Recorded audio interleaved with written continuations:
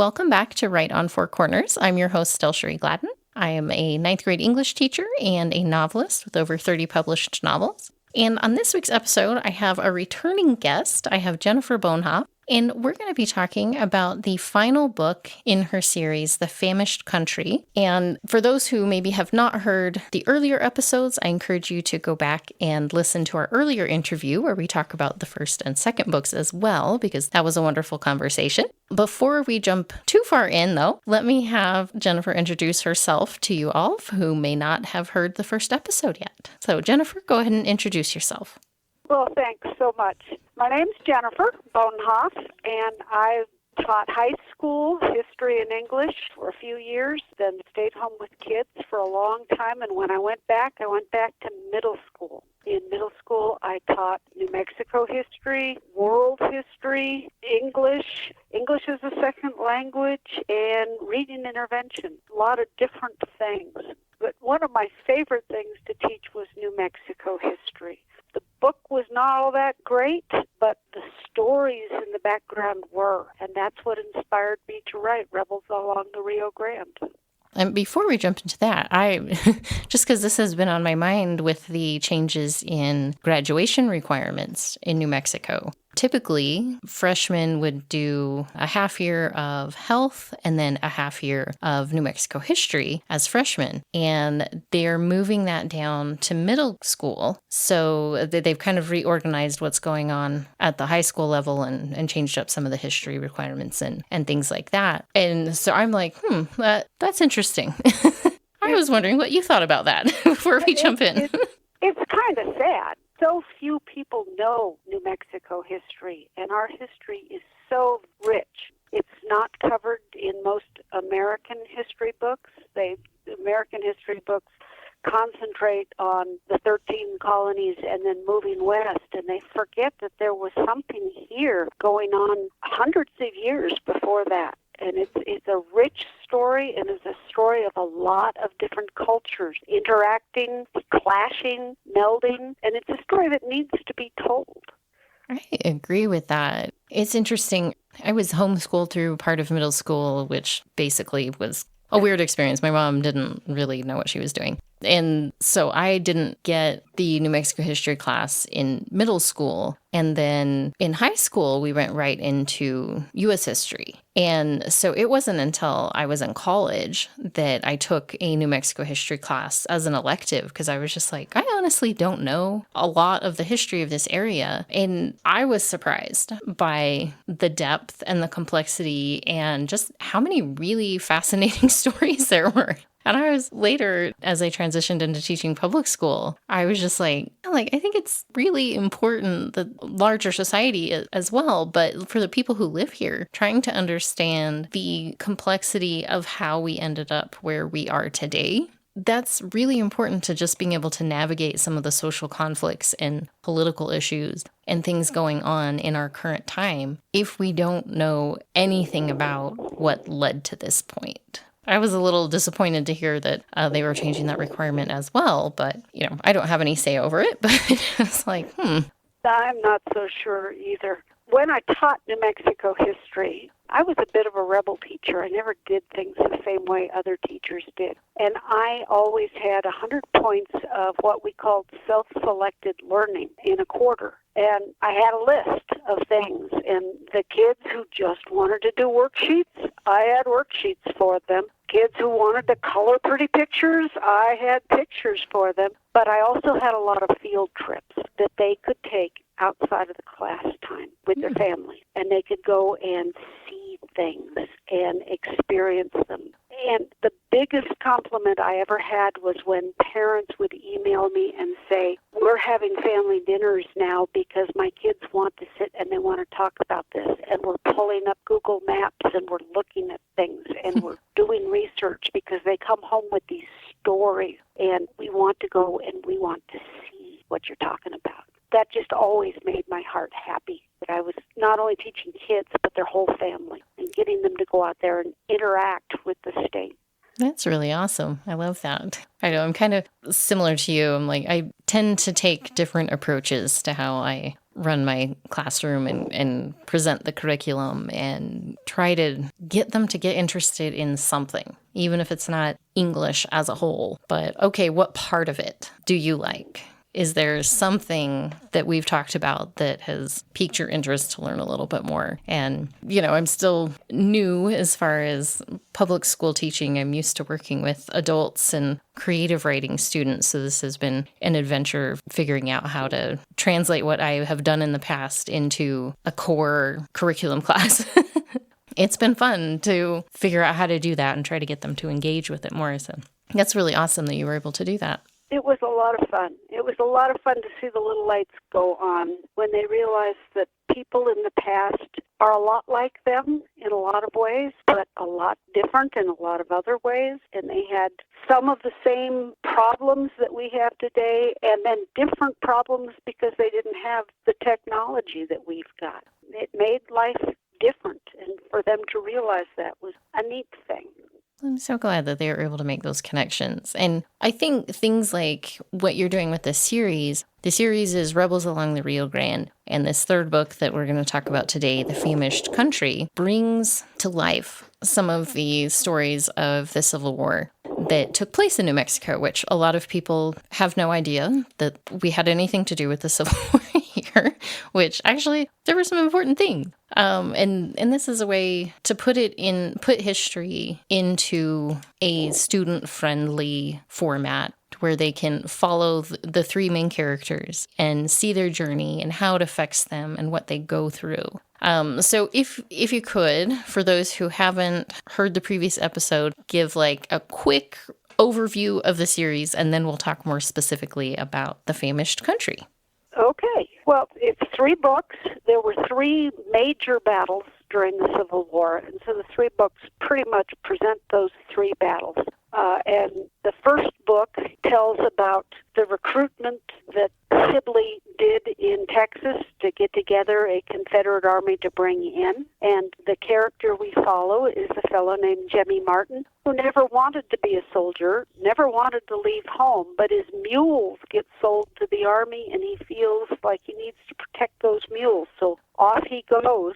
He's working with the pack train, never intends to fire a gun, never intends to be a soldier. When he gets into New Mexico, the first battle is the Battle of El Verde, which happened down south of Socorro. And he encounters a kid who's from the town of Socorro. Raul's uncle is Tio Baca. Pedro Baca is a real person who lived in Socorro and supplied grain and other things for Fort Craig. And Raul comes along with his uncle on one of those times when they deliver things, and he ends up getting involved, and he ends up stuck at the fort when the Confederates show up. So he's not planning to be a soldier either. But the two of them encounter in that battle, and then Raul gets left behind in book number 2 as the Confederates continue north. They continue through Albuquerque, and they get to Glorieta Pass, where they encounter not only New Mexico troops, but troops that have come down from Colorado. And that's where the third kid comes in. Cian Lachlan is an Irish orphan who's come west with the gold rush and trying to make it on his own. And he realizes the army will feed him and clothe him, so he joins the army. And he ends up coming down, and the Battle of Glorieta is the high point in the book and in the high point in history. The Confederates get turned back, and in book number 3, Jemmy and the rest of the Confederates are heading back down the Rio Grande and back to Texas because they realize that they cannot do what they had hoped to achieve. Thank you. One of the things that I think we talked about last time that I enjoyed overall with these books is that it really helps the reader connect with the various people and cultures and beliefs and all of the things that kind of factor into how communities can clash and work together. And like, it's just such a complex web. And these books put the reader in the place of these three boys, and it feels so approachable to be able to read and think, this is hard, but they can learn the lessons along with the characters that maybe, hopefully, will help guide them in facing some of the same things today. Because even though your series is set in the Civil War, I think it's still extremely relevant to everything that's going on right now in the world. Thank you. That makes me happy that you see that. Those three characters are made up. Almost everybody else in the book is actually an historical character. But it's hard to put too many words and too many thoughts into somebody that really existed. I feel like I am not being fair to the real person if I do that. And it's hard to find somebody who is every place I wanted somebody to be. All the events in my stories are based on historical events, but I couldn't find somebody who was every place. So I invented those three. And by inventing them, I was able to go into their heads more and really honestly say what they were feeling. I couldn't have done that with a historical character, I felt. That's beyond my abilities to know how real people actually really felt about things. Yeah, I think that's a challenging thing about writing historical fiction when you're using real people. It's like if someone else interpreted it differently and then reads something you wrote that they consider, oh, well, I don't think that's how that person would have reacted or what they would have said or thought, that can cause some conflict with the reader. So I like that you brought the three boys in as imagined characters who participate in all of the events, because it carries through those shifts in perspective as the boys learn and grow throughout the story. And it was really great to see in this third book kind of them not really fully growing up and reaching maturity, but from where each of the boys start, they have beliefs and opinions and perspectives on things built on how they were raised and where they come from. And for each of them, a lot of those are challenged along the way, and in dramatic ways, because this is, in the middle of a war, and these poor boys kind of just get thrown into crazy things that are well above what boys their age would normally be expected to handle. But you think about what some of the kids go through today, and it might not be physical war, but there are still cultural clashes, there's still racism, there's still personal battles, whether that might be socioeconomically driven, drug-related, dealing with abuse or other emotional disturbances and issues, either personally or within their family. A lot of today's kids are still facing very similar things that the boys face. And as I read this middle grade, young adult stuff, I'm always looking at, is this something I can include in my classroom library and put it on the shelf? And this was a series that I really enjoyed on that level because I could put it in the hands of my students, even my high schoolers, and I think that they would find a lot of it relatable. So I wanted to ask you, as far as your approach for developing the characters over the course of the three books, did you start out with specific end goals for each character? Like here's where they are when they start, here's all the points of their arc, and here's where they're going to end. Was it structured like that, or was it more kind of living through the experiences with your characters as you were writing? I am a planner and a plotter, and I think I know where an arc is going to go. But all three of these boys surprised me. Jemmy the least. I knew Jemmy was going to leave home and go on this adventure and come back. And I hoped, I don't want to give too much away, but I hoped Jemmy could come back with an understanding of why his father, who's got post-traumatic stress disorder, even though that wasn't a word back then, I hoped he'd understand why his dad had so many problems. And he did. And he was able to go home, and we leave with the sense that he and his dad are going to do some tremendous healing together. And that story I knew. I had no idea that Raoul was going to grow so much and become such a perceptive and strong person. He was a side character originally, but he was strong. And my editor did a lot to force me to really look at him and figure out what was really going on. So he grew a lot, not because I was planning it, but because my editor made me look at him and realize what was truly happening. And with Kian, the little orphan boy, I honestly did not know what he was going to do in the long run. He chose his own path. I know that sounds a little psychotic because he's not real, but he had his own opinions, and he pushed me toward the conclusion that he came to. And I think he made some good choices. Me too. I enjoyed seeing his story because as the reader, like, I didn't really know where he was going to end up either. Because he kind of just like, oh, okay, like you said, they're going to feed me. That provides kind of some safety and stability as far as survival. And he didn't really have, I guess, a dog in the fight personally. It was just, well, No, like didn't. everybody else is joining, I'm going to stick with the group. We're going to go. And so it was hard to tell as a reader, like, what's going to happen with him? I don't know. He's a bit more of a mystery.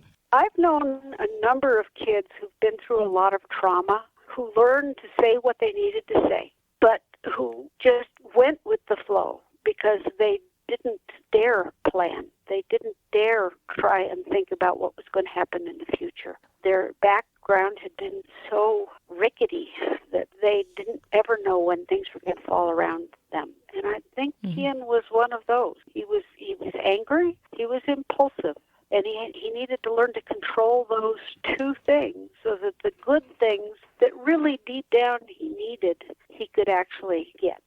Well, that brings up an interesting question. Having been in the classroom and worked with this age group of students, how much of what you saw with your students as far as their growing up experiences, things that they had to deal with on the level of trauma or other difficulties, how much of that played a role in your process of developing these characters over the course of the series? That's an interesting question, and it's not one I've ever really thought about. I had a lot of students who came from very difficult backgrounds. I had students who had dads like Jemmy who lost their temper and drank too much and lashed out. I had some kids who were kind of like Kian and had no parents at all and were in foster situations.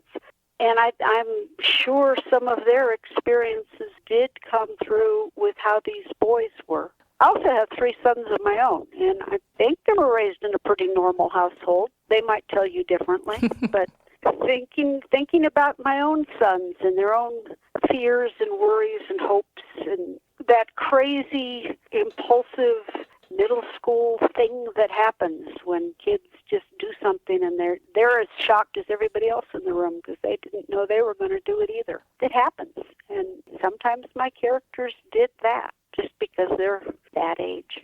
It's such an interesting period of life, that middle school into high school, where you're just, you're coming out of being a kid with no responsibilities for most of them and kind of not really understanding the long-term effects of anything. And then that all starts to kind of come crashing in, and it can really change the way kids think about themselves and the world around them. And I feel like that was something that you represented really well with these boys, that they each dealt with the experiences differently, but those decisions that they make affect in ripples, but choosing one thing changes what's going to happen next for a lot of them. And sometimes those, are either good choices or bad choices or somewhere in between. And that, I think, is such an important lesson at this age, that how you handle difficult situations really starts to shape who you are as a person.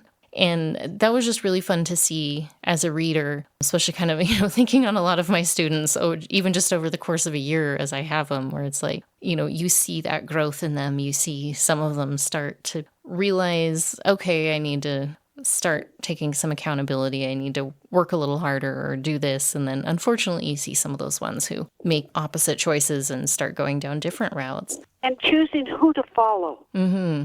Do you choose the strong person, whether or not they're right, or do you choose the person who's got the values that you've got? That's sometimes hard. It's just easy to go with the shiny one, the one that seems so popular, and that may be the worst choice you can possibly make. Yeah.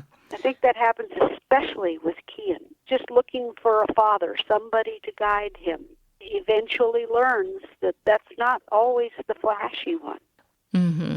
Yeah, it it's attention getting, you get drawn in by the charisma or the excitement, all of that. And then sometimes it's not until much later that you really see who that person truly is deep down. And then you kind of have to start making some tough choices on whether you're going to continue in with that person or group or start building up your own inner strength to find your own path. And that's really hard to do, especially at that tender age, I think. And the person that he was first attracted to is John Chivington. And at this time in history, John Chivington looked like a great hero. And people in Colorado, where he came from, gave him parades and lauded him, and everybody loved him, and he ended up getting commands and raises in rank. And then it wasn't too many years after that that he was involved in one of the ugliest Indian massacres that ever happened. And you realize the charismatic John Chivington, who could lead soldiers, was rotten at the core. And he wasn't the hero everybody thought.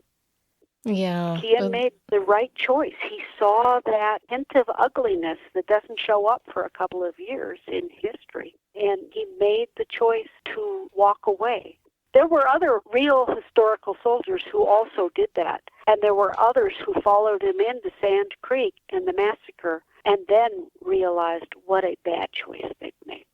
I think that ability to really pay attention and notice the details and not just be wrapped up in the experience of, the awe, the excitement of a thing can really make a difference in a person's life. And you show that with Kian. And it's interesting dealing with history because history is written by the people who are able to write it. Not always from all the perspectives that we want to see. And that's one of the things that I enjoy about historical fiction is that you can take the events, you can take the people, and you can look at it from different perspectives that maybe for whatever, reason did not have the opportunity at the time to record their version, their experience. But we can explore some of that through historical fiction. And so I wanted to ask you, through presenting this through the boys' eyes, rather than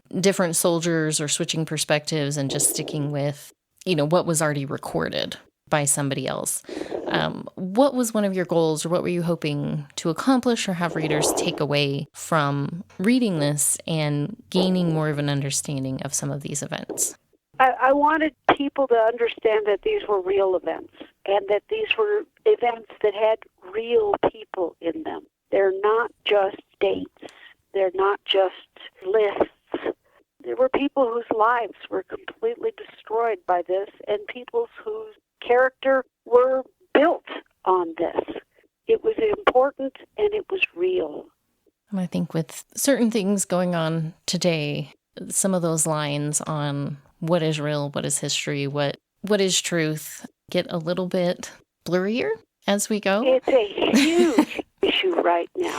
Yeah. And who to follow is a huge issue right now. We've got some scary people in government, and we need to look at them and ask ourselves how much of this is window dressing, how much of it is just wild promise, and how much of it is steady and true. Mm-hmm. We don't want to follow the wrong people just because they are exciting or glamorous or different.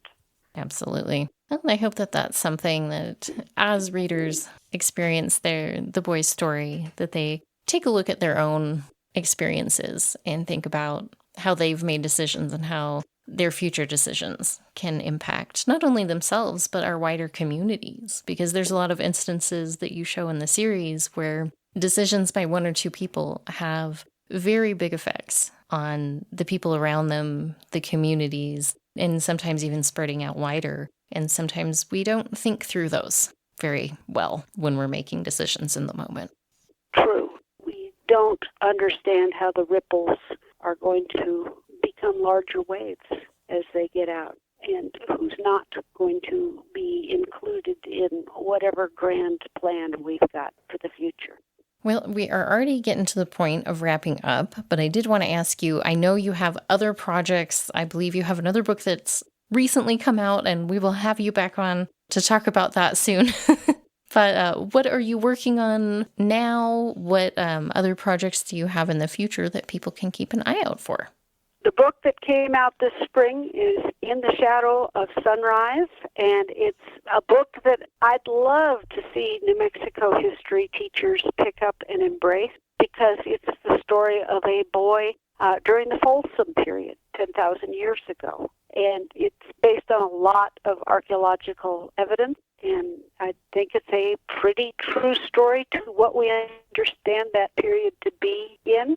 This fall, I'm planning to self-publish a book that's set on Isle Royale, which is a little island in Lake Superior. The story is set during the Great Depression, which was a tumultuous time, especially for Isle Royale, which had been a little fishing and sometimes mining community until the government decided to make it into a national park.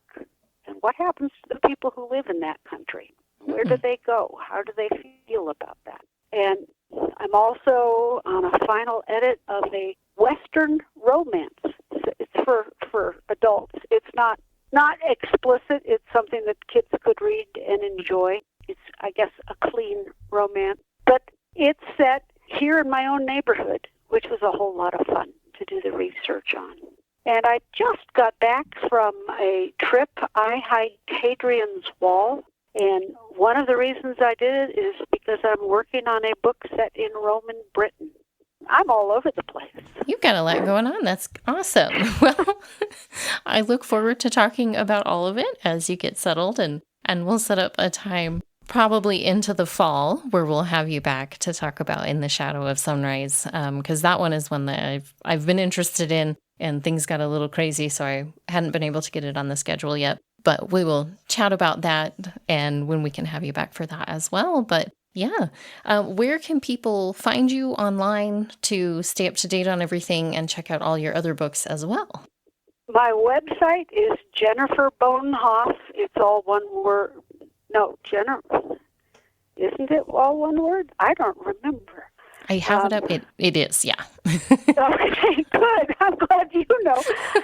JenniferBohnhoff.com. I've got all my books there. I'm also an Amazon author, and you can find me over on Amazon and in other online book places. Can I say one thing to the teachers in your neck of the woods?